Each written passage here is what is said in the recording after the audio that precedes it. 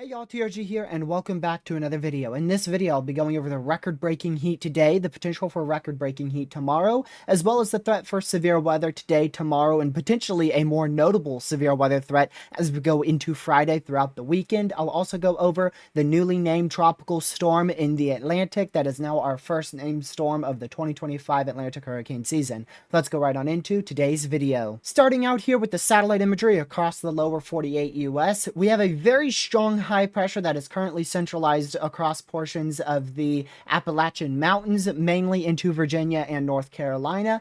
That is bringing a very large area of well above average temperatures to much of the eastern portions of the central U.S. as well. That will bring the chance for severe storms today and tomorrow in portions of the central U.S. into the Midwestern U.S., and especially the chance for a brief tornado or two will be focused out there in Colorado and Wyoming for today, and then the potential for a brief tornado tomorrow somewhere in Iowa. But the main threat across the board will be damaging winds. We also have the chance for some severe storms tomorrow across portions of the southeastern U.S., but as of right now, we're not really seeing much across the central U.S., really just a lot of cloud cover, some heavy rain, but that severe threat will increase as we go throughout the afternoon and evening hours across portions of Wyoming and Colorado. So let's take a look at your heat watches, warnings, and advisories just like we did yesterday. We have heat advisories still out for much of the central and now going into the deep south United States, with extreme heat warnings in effect for portions of Indiana, no longer for St. Louis. It is also in effect for portions of West Virginia, North Carolina, all the way up through the eastern coastline, all the way up into Maine. These were extreme heat watches, but actually our temperatures are so hot out here, they've decided to go ahead and issue those extreme heat warnings. Some extreme heat watches did not get turned into warnings. We had watches out for my neck of the woods out here in Virginia and North Carolina for the Piedmont Triad. Some of those did not turn into extreme heat warnings as temperatures look to be a little bit lower, but personally, heat impacts are still going to be nearly the same out here in the Piedmont Triad as they are further towards the eastern portion of North Carolina. So let's talk about the temperatures here. So for today, we are peaking in temperatures around the time frame of 1 to 5 p.m. Eastern time. Much of North Carolina, South Carolina, and Virginia will be into the very high 90s, into the low 100-degree Fahrenheit range without heat indexes. Heat indexes could approach upwards of 110 to 115 degrees Fahrenheit. This is for 5 p.m. today, which should be about an hour after this video comes out.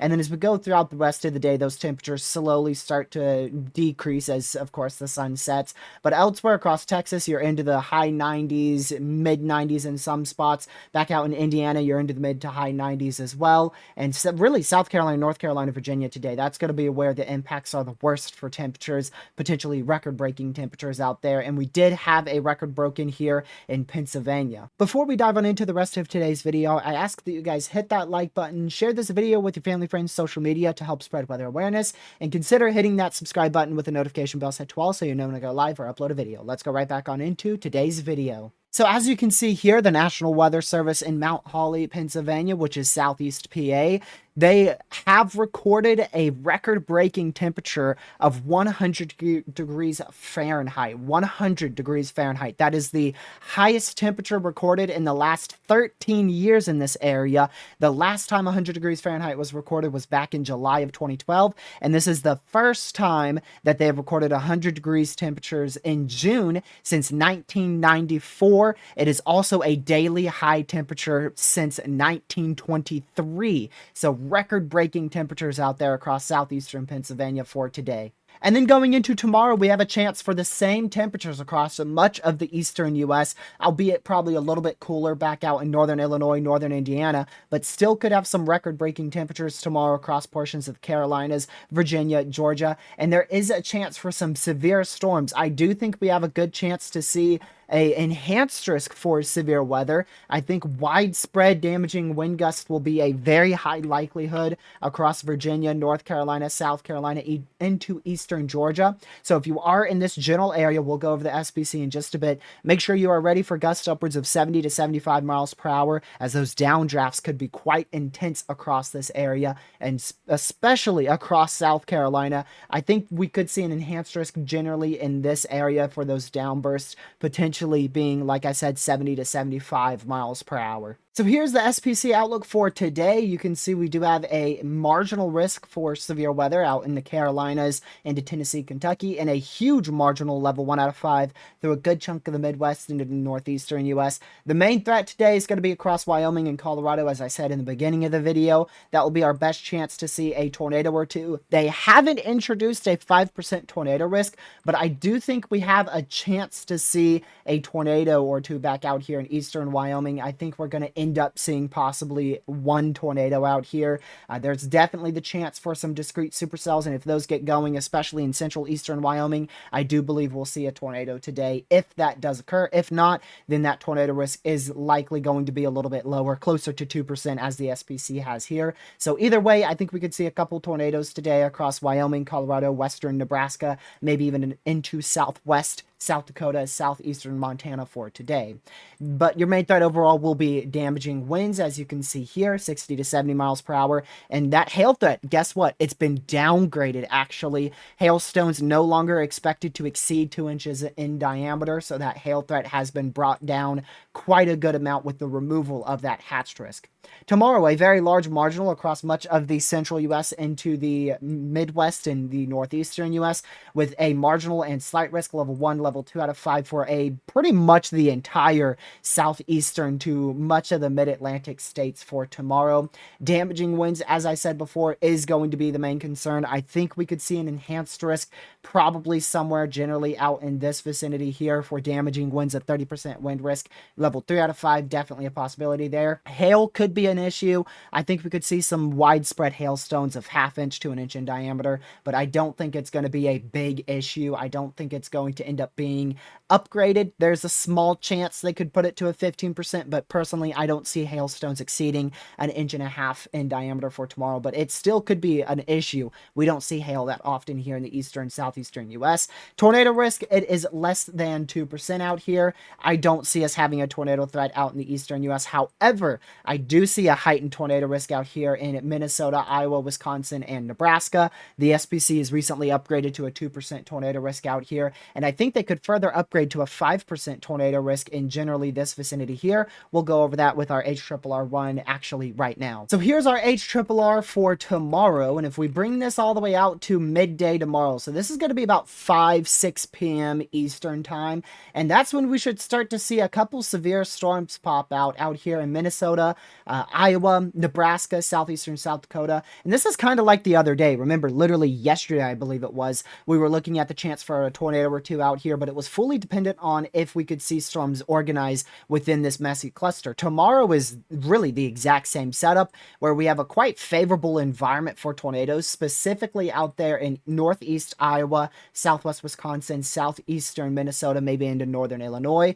Difference between yesterday and tomorrow is we have a bit more wind shear tomorrow, a bit better of a low pressure that will be organized across this area, thus allowing for a bit higher wind shear, closer to 200 0 to 1 kilometer SRH there. Instability will be just as high as the other day, with near 4,000 Cape into the late afternoon and early evening hours tomorrow. So I do think we'll have the chance for widespread damaging winds, some very large hail, possibly up to near 2 inch in diameter, if we can see discrete storms fire. And then I think we could see a couple tornadoes tomorrow if we can see storms like this fire. You can see these two storms here a little bit more semi-discrete in front of that messier cluster across Wisconsin and Iowa. So we'll see how tomorrow evolves. But right now, if we could see some discrete storms fire, especially from about 5 to 7 p.m. Eastern, I could easily see a tornado or two occurring tomorrow in northeast Iowa, southeast Minnesota, southwest Wisconsin, maybe into northwest Illinois as well. And then for today, I want to go over why I think we could have a little bit better chance for a tornado. Now, the newest HRRR doesn't indicate it, but if we do see, actually it does for one storm, it indicates a discrete storm over central, kind of east central Wyoming there. And if that does happen, we do have an opportunity for where it could latch on to an area of good environment here for tornado potential. And if that can occur, we could definitely see a tornado or two out there in Wyoming. I think it's a bit too conditional for a 5% tornado risk, which is why the SPC didn't upgrade to a higher said risk. But there is also going to be the chance for a tornado in northeastern Colorado as well, but storm mode should hold back on that. So if I'm chasing today, I would definitely be in central to southeast Wyoming, where those storms could be a bit more discreet, especially from the about 5 p.m. to 9 p.m. Eastern time frame. So just after dinner time, going all the way until about the sun sets out here in Wyoming. Now, we do have a chance for a bit more of a notable severe weather threat going into day 4. That's Friday. North Dakota, South Dakota, into Nebraska. We have the potential for a long-lived MCS. It is a similar setup to what we saw the other day in North Dakota.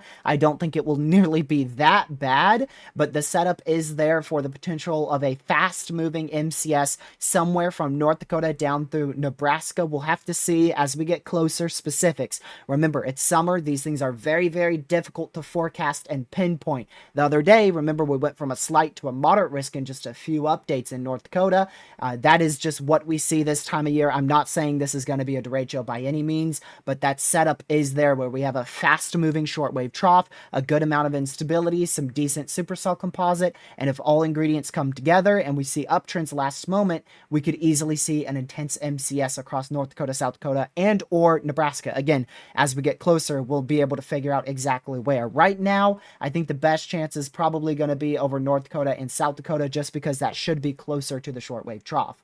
Now, day 5 Saturday, the SPC has mentioned upgrading and likely will upgrade to a 15% chance somewhere across the northern U.S. Much of the same area that's at the risk for Friday should be in the risk for severe weather on Saturday, going into South Dakota, North Dakota, Minnesota, Wisconsin, and Iowa, maybe even back down into the Midwestern U.S. And then on Sunday, they haven't said much about Sunday just yet. This is day 6, not much there at all. But I do think Sunday will have the chance for severe weather, possibly in North Dakota and South Dakota yet again as another trough moves through. Let's go ahead and dive into some more specifics about this severe weather setup, at least the best we can. So here we are on College Dew page on the GFS model run going on into Friday. Now, it doesn't have the exact same setup as the other day. Of course, no two setups are exactly alike, but it does have a fast-moving shortwave trough. There's no big bowling ball trough that is slingshotting this shortwave, but it is a pretty fast-moving shortwave across Montana, North Dakota, and South Dakota.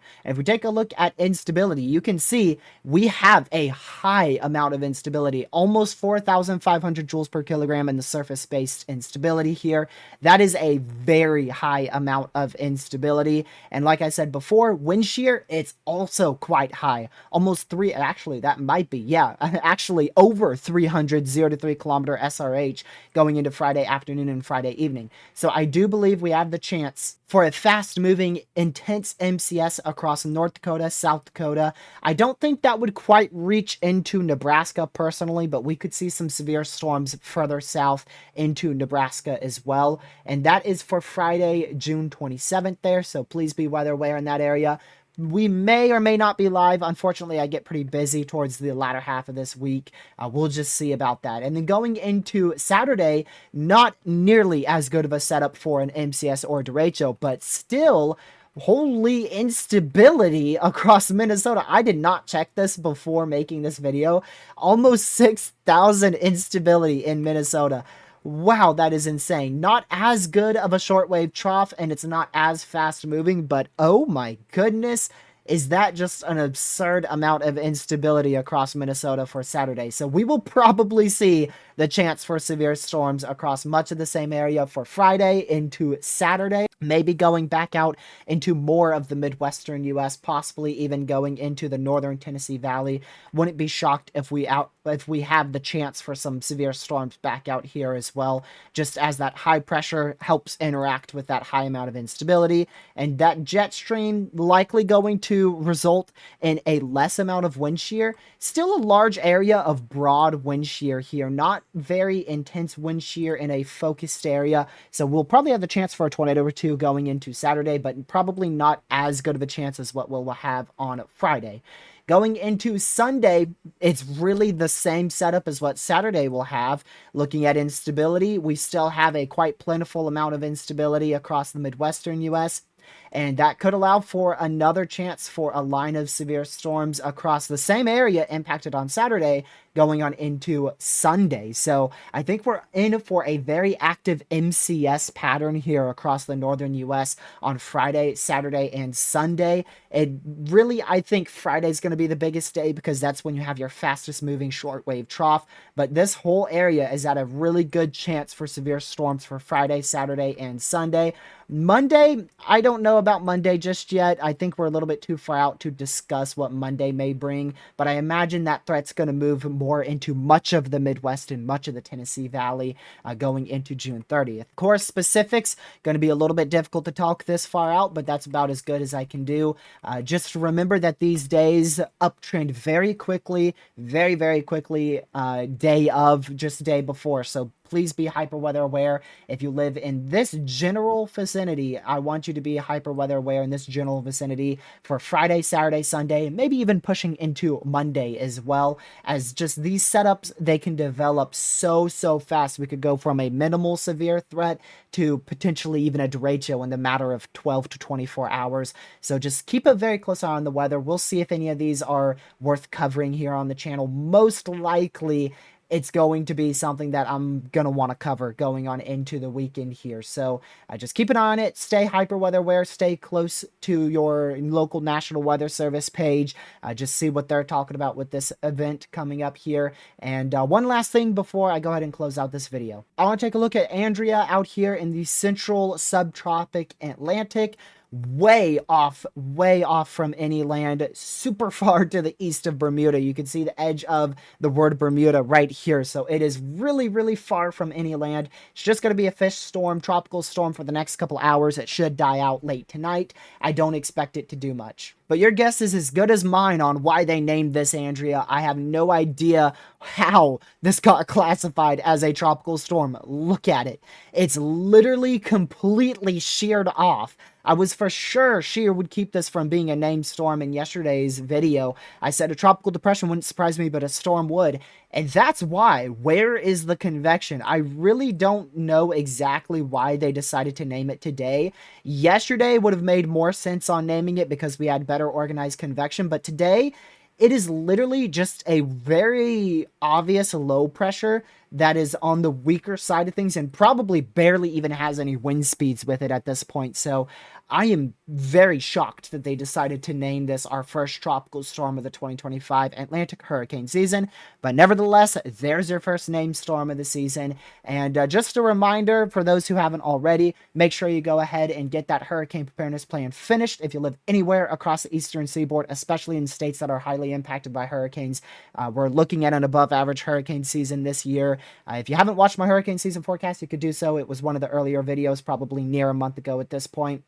Just make sure that you have that hurricane preparedness plan done as we are starting to enter hurricane season when we start to see our first few named storms. And things really, I still don't expect things to pop off until probably late August is really what I'm thinking. Late August, all of September, and much of October should be a backloaded hurricane season this year. So I appreciate you guys for tuning in. If you haven't already, make sure you hit that like button. Share this channel with family, friends, social media. It's greatly appreciated. And I will see you guys in the next one. Stay safe. Watch for your weather. Have a great rest of your day. Goodbye.